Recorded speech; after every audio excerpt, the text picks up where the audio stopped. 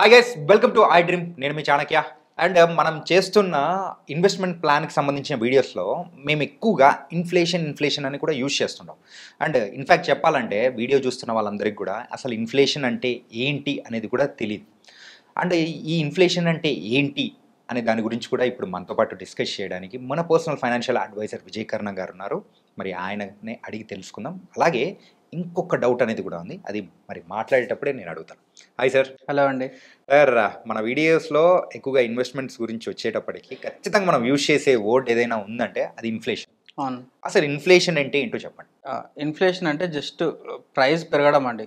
మనం ఏదైతే ఈరోజు తీసుకుంటున్నామో రేపు అదే ప్రైస్ ఉండదు.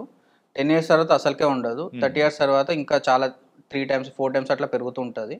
కానీ మన ఇన్కమ్ ఆ రేంజ్లో పెరుగుతుందా లేదా అని చూసుకోవడం ఇంపార్టెంట్. అందుకే ఇన్ఫ్లేషన్ యాజ్ అ బెంచ్ మార్క్గా పెట్టుకొని మన ఇన్వెస్ట్మెంట్స్ అనేది చూసుకోవాలి. అండ్ నేను ఎక్కువ యూజ్ చేసింది సేవింగ్స్ ఇన్వెస్ట్మెంట్స్కి మధ్యలో పారామీటర్ ఇన్ఫ్లేషన్ అనేది ఉండాలని నేను ఎప్పుడు కన్సిడర్ చేస్తాను. ఇన్ఫ్యాక్ట్ చెప్పాలంటే ఇన్ఫ్లేషన్ అంటే ఒకప్పుడు తాతల కాలంలో 1000 రూపాయలు అంటే అవ్వో 1000 రూపాయలరా అని చెప్పేసి అనేవాళ్ళు. అవునండి. కానీ ఇప్పుడు 1000 రూపాయలు అనేటప్పటికి అంటే చిన్నపిల్లడు పాకెట్ మనీ అయిపోయింది. కరెక్ట్ అండి. అట్లా అనే కదా. అవును అంతే అండి. మీకు షేర్ చేసుకున్న ఎగ్జాంపుల్ మళ్ళీ చెప్తాను నేను ఇప్పుడు. ఒక విలేజ్ ఉందండి, ఆ విలేజ్ ఏది కూడా చెప్తాను. సో ఒక పర్సన్ ఉన్నారు, అతనికి సిగరెట్స్ అలవాటు, సిగరెట్లు బాగా తాగేది. సో వాళ్ళ పల్లెటూరులో ఒక చిన్న కొట్టు ఉంటుంది కదా, కొట్టులో సిగరెట్లు తీసుకొని అతను కాల్చేదన్నమాట. ఇట్లాగే కొన్ని సంవత్సరాలు తాగాడు. పైసలు లేకుండా జస్ట్ ఖాతా రాసుకొని సిగరెట్లు తాగేదన్నమాట. ఒక టైం వచ్చిన తర్వాత ఇంకా కావాల్సిందే, మాకు అమౌంట్ కావాల్సిందే అని వాళ్ళు పైసలు కావాలని వాళ్ళు వచ్చి అడిగితే, పైసలు లేవు నా దగ్గర, ల్యాండ్ ఉంది, ల్యాండ్ తీసేసుకోండి మీరు, నాకు వేరే ల్యాండ్ ఉంది, ఈ ల్యాండ్ నాకు అవసరం లేదు, ఈ ల్యాండ్ తీసేసుకోండి అనేసి ఇచ్చేసాడు అనమాట. గెస్ చేయగలుగుతారా? ఆ ల్యాండ్ 40 acres ల్యాండ్ ఇచ్చేసాడు అతను. సిగరెట్ల కోసం 40 ఎకరాల ల్యాండ్ ఇచ్చేసాడు. అది ఫస్ట్ థింగ్. సెకండ్ థింగ్, ఇప్పుడు ఆ ఏరియా ఎక్కడ తెలుసా అండి? మోకిలాక్ బ్యాక్ సైడ్. సో ఈ ఎగ్జాంపుల్స్ ఖచ్చితంగా ప్రతి పల్లెటూరులో ఒకటో రెండో ఖచ్చితంగా అయ్యి ఉంటాయండి. మీరు ఒకసారి క్రాస్ చెక్ చేసుకోండి. నేను ఇట్లా క్రాస్ చెక్ చేసుకుంటే మా ఫ్యామిలీలో నాకు తెలిసిన ఇంకొక షాకింగ్ ఇన్సిడెంట్ ఏంటి అంటే, పాలకి మజ్జిగకి కూడా 1 ఎకరం 2 ఎకరాలు అమ్మేసిన వాళ్ళు ఉన్నారు. ఈ ఎగ్జాంపుల్ నేను ఇన్ఫ్లేషన్ దానిలో చెప్పడానికి రీజన్ ఏంటి అంటే, అప్పట్లో రూపాయికి అంత వాల్యూ ఉండేది. ఓకే, 1 రూపాయికి 10 రూపాయలకి 100 రూపాయలకి అంత వాల్యూ ఉండేది. ల్యాండ్కి వాల్యూ లేకుంటుండే, ఎందుకంటే ల్యాండ్ అందరి దగ్గర ఉంటుండే అప్పుడు. ఇప్పుడు ల్యాండ్ ఎక్కువ మంది దగ్గర లేదు, తక్కువ మంది దగ్గరనే ఉంది. రూపీ వాల్యూ పడిపోయింది. ముందు రూపీ వాల్యూ ఇంకా పడిపోతుంది. సో మన ఇన్వెస్ట్మెంట్స్ ఇంకెంత స్పీడ్గా పనిచేయాలనేది మనకి ఒక షాకింగ్ ఫ్యాక్ట్ లాగా అనమాట. సార్, ఇన్ఫ్యాక్ట్ చెప్పాలంటే ఈరోజు మనకు 1 కోటి రూపాయలు అనేది పెద్ద అమౌంట్గా కనిపిస్తుంది. అవును. ఒక 15 to 20 years పోయిన తర్వాత ఆ 1 కోటి రూపాయలు అనేది కూడా పెద్ద అమౌంట్లా కనిపించదేమో కదా. అవునండి. ఇప్పుడు నేను ఆ పాయింట్కి వస్తున్నాను. ఇప్పుడు ఒక 1 CR ఈరోజు మనకి 1 CR తీసుకుంటే నేను చెప్పే ప్లాన్ ప్రకారం SWP పెట్టుకుంటే 70,000 ఎవ్రీ మంత్ వస్తుంది. దానికి ఇన్ఫ్లేషన్ 4% యాడ్ చేసుకుంటే కూడా లైఫ్ టైం ఇన్కమ్ వస్తుందని నేను ఇంతకుముందు వీడియోలో చెప్పాను. అది good, everything is doing good. కానీ ఇదే 1 CR నేను 20 years తర్వాత SIPతో చేసుకుంటాను అంటే 1 CR మీకు అప్పుడు సరిపోదు. అవును, నేను అదే చెప్తాను క్లయింట్స్కి కూడా. 1 CR ఈ రోజుకి ఓకే సార్, మీకు 1 CR నుంచి 70,000 ఓకే. మీరు 20 years తర్వాత 1 CR అంటే దట్ విల్ బి నథింగ్ అని చెప్తారు. నథింగ్ అంటే ఎంత అవుతుంది అని అడుగుతారు. నేను అప్పుడు చెప్తాను, ఈ రోజు 1 CR మీకు 30 years తర్వాత 40 lakhsతో సమానం. చూడండి వాల్యూ ఎంత డిఫరెన్స్ ఉందో. సో ఈరోజు మీకు 70,000 ఇన్కమ్ వస్తుంది ఓకే 1 CRతో, కానీ 30 years తర్వాత అంతే అమౌంట్ సరిపోతుంది అంటే సరిపోదు.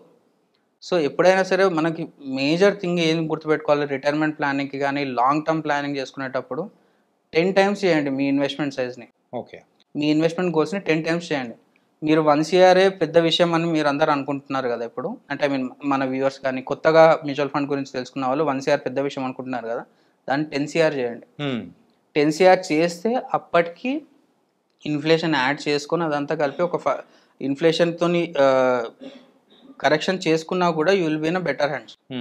అంత అమౌంట్ లేదు కదా అంటే మీరు స్టార్ట్ చేయండి, ఈరోజు స్టార్ట్ చేయండి. 2-3 years తర్వాత you will know the process. Mutual fund అనే ప్రాసెస్ తెలుస్తుంది, ఇన్వెస్ట్మెంట్స్ ఎట్లా వర్క్ అవుతుందని మీకు తెలుస్తుంది. 2-3 years తర్వాత గ్రాడ్యువల్గా మీరు పెంచుకున్నా కూడా that will be more compounding than 1 CR. ఓకే, మీరు 1 CR గోల్ చేసుకుంటే మీరు 40 lakhs పడిపోతారు కదా, మీరు 10 CRకి ప్లాన్ చేసుకుంటే అట్లీస్ట్ 5 CRలో పడినా కూడా you will be in better hands కదా. So always plan for 10x more. మీకు ఒక చిన్న క్యాలిక్యులేషన్ కోసం నేను ఎగ్జాంపుల్ తీసుకొని క్యాలిక్యులేట్ చేశాను ఇన్ఫ్లేషన్ ప్రకారం చూసుకుంటే ఎట్లా ఉంటుంది అనేది. ఫర్ సపోజ్ ఈరోజు ఒక కేజీ రైస్ 50 రూపాయలు అనుకుంటే 30 years తర్వాత, జస్ట్ ఇన్ఫ్లేషన్ క్యాలిక్యులేషన్ ఇది, 30 years తర్వాత 4% ఇన్ఫ్లేషన్ క్యాలిక్యులేట్ చేసినా కూడా ఇదే 50 రూపాయల బియ్యము మనకి 160 రూపాయలు అవుతుంది. 120 రూపాయలు.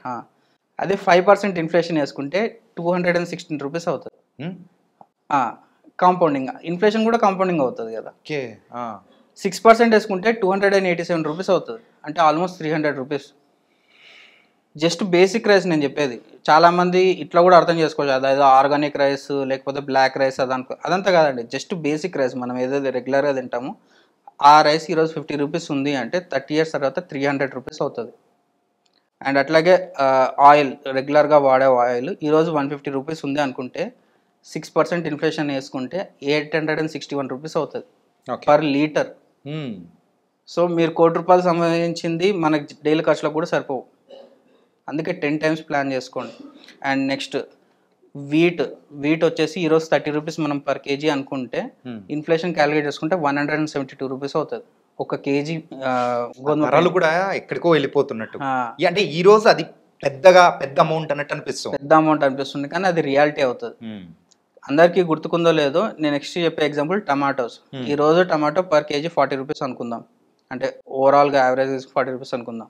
6% ఇన్ఫ్లేషన్ వేసుకుంటే 230 రూపీస్ అవుతుంది. సో చాలా మందికి ఐడియా ఉందో లేదో, లాస్ట్ ఇయర్ ఒకసారి టమాటో రేట్ 200 రూపీస్కి వెళ్ళింది. అవును, అంటే అది రియాలిటీ.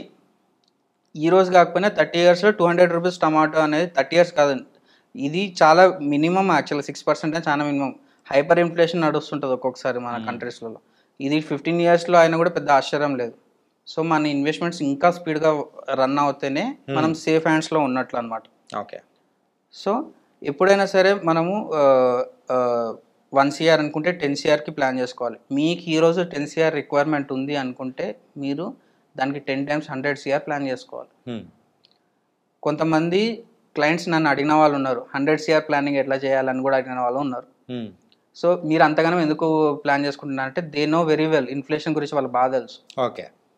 100 CR ఎందుకు ప్లాన్ చేశారు నేను ఇదే అడిగాను అనమాట. ఒక కంపెనీ, సాఫ్ట్వేర్ కంపెనీ ఓనర్ అతను, 100 CR ఎందుకు ప్లాన్ చేస్తున్నారు మీరు అని అంటే, 100 CR ఓన్లీ మ్యూచువల్ ఫండ్ గురించి కాదు, real estate, mutual fund, gold అన్నీ కలుపుకొని ఒక 100 CR ప్లానింగ్ ఉంది నాకు. దాన్ని ఎట్లా రీచ్ కావాలి, మ్యూచువల్ ఫండ్ పాయింట్ ఆఫ్ వ్యూలో ఎంత పర్సెంటేజ్ మ్యూచువల్ ఫండ్లో అలొకేట్ చేయాలి, దాన్ని ఎట్లా రీచ్ కావాలని అడిగారు. నేను అడిగాను 100 CR ఎందుకు మీకు అని అడిగితే, ఇన్ఫ్లేషన్ అడ్జస్ట్ చేసుకుంటే that will be around 40 CR or 50 CR అని అతనే చెప్పాను నాకు. ఓకే.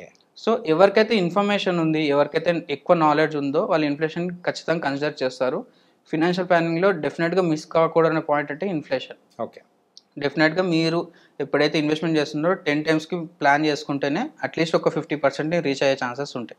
సార్ డౌట్ ఏంటంటే, ఇప్పుడు ద్రవ్యోల్బణ అంటారు. అవును. సో ద్రవ్యోల్బణ అన్న ఇన్ఫ్లేషన్ అన్న రెండు ఒకటేనా? రెండు సేమ్ అంటే అది తెలుగు, ఇది ఇంగ్లీష్ అంతే. ఓకే. ఓకే. రెండు సేమే. దీన్ని మనం ఎంత ఇగ్నోర్ చేసుకుని అంత హర్ట్ అవుతుంది అండి మనకి. మన ఫినాన్షియల్ ప్లానింగ్ అంత హర్ట్ అవుతుంది. లేదు, ఇంకొక టైప్ ఆఫ్ ఇన్వెస్టర్స్ ఉంటారు, ఎంత ఇన్కమ్ వచ్చినా సరే వాళ్ళ లైఫ్ స్టైల్ని తగ్గించుకుంటూ వెళ్ళిపోతుంటారు వాళ్ళు. సో అది one of the bad phases అని మనం కన్సిడర్ చేయాలి. ఇప్పుడు సపోజ్ ఈరోజు మనకి ఒక 20,000 30,000తోనే ఒక 1 month ఎక్స్పెన్సెస్ వెళ్తున్నాయంటే వాళ్ళ లైఫ్ స్టైల్ కూడా 20,000-30,000కి తగ్గించుకుంటూ వెళ్ళిపోతూ ఉంటారు. సో హ్యాపీ లైఫ్ లీడ్ చేయలేరు అనమాట అప్పుడు. సో దీనివల్ల వచ్చే రిపర్కేషన్ అంటే ఎప్పుడైతే ఇన్ఫ్లేషన్ వదిలిపెట్టేస్తే మనకు వచ్చే డిసడ్వాంటేజెస్ చెప్తున్నాను. Okay, that's it. 9 అయితే సో ఈ ద్రవ్యోల్బణ అంటే మనం ఇంగ్లీష్లో చెప్పుకునే ఇన్ఫ్లేషన్ గురించి మనం ఒక పక్క మైండ్ ఆలోచిస్తూ దాంతోపాటు ఆ ఫైనాన్షియల్ ప్లానింగ్ అనేది కూడా పర్ఫెక్ట్గా చేసుకుంటూ వెళ్తే ఫ్యూచర్ ఆఫ్టర్ 15 to 20 years తర్వాత కూడా మనం కూడా హై పొజిషన్లో ఉండొచ్చు. డెఫినెట్గా అండి. మనం ఇప్పుడు రూపీ వాల్యూ పడిపోయింది, అప్పుడు ల్యాండ్ కాస్ట్లు పెరిగి అప్పుడు అసలు లేవు, ఇప్పుడు ల్యాండ్ కాస్ట్ పెరిగినా అనుకుంటున్నాం కదా. సేమ్ థింగ్ హ్యాపెన్స్ నెక్స్ట్ అండి. మ్యూచువల్ ఫండ్స్లో ఇప్పుడు మనం 500 రూపీస్ నుంచి 1000 రూపీస్ నుంచి 1 CR తీసుకోవచ్చు అనుకుంటున్నాం కదా. తర్వాత అందరి దగ్గర 30 years తర్వాత అందరి దగ్గర ₹1,00,00,000 ఉంటాయి. చిన్న జాబ్ చేసే వాళ్ళ దగ్గర కూడా ₹1,00,00,000 ఉంటాయి. కానీ అప్పుడు అందరి దగ్గర బయింగ్ పవర్ పెరుగుతుంది కాబట్టి మన దగ్గర ఇంకా ఎక్కువ ఉంటే కానీ మనకి ఎక్కువ లగ్జరీ లైఫ్ లీడ్ చేయలేము అనమాట. ఇప్పుడు అందరి దగ్గర 10 రూపాయలు ఉన్న దగ్గర 10 రూపాయలు ఉన్నాయి అనుకోండి, మన దగ్గర ఉన్న 10 రూపీస్కి వాల్యూ ఉండదు. సో అందరిదే 10 రూపీస్ ఉండి నా దగ్గర 100 రూపీస్ ఉన్నాయంటేనే నా 100 రూపీస్కి వాల్యూ. సేమ్ మన ఫినాన్షియల్ ప్లానింగ్లో కూడా ఇప్పుడు అందరూ 1 CRకి ప్లాన్ చేసుకుంటున్నారు అనుకోండి, 30 years తర్వాత అందరి దగ్గర 1 CR ఉంటుంది, అప్పుడు మన 1 CRకి వాల్యూ ఉండదు.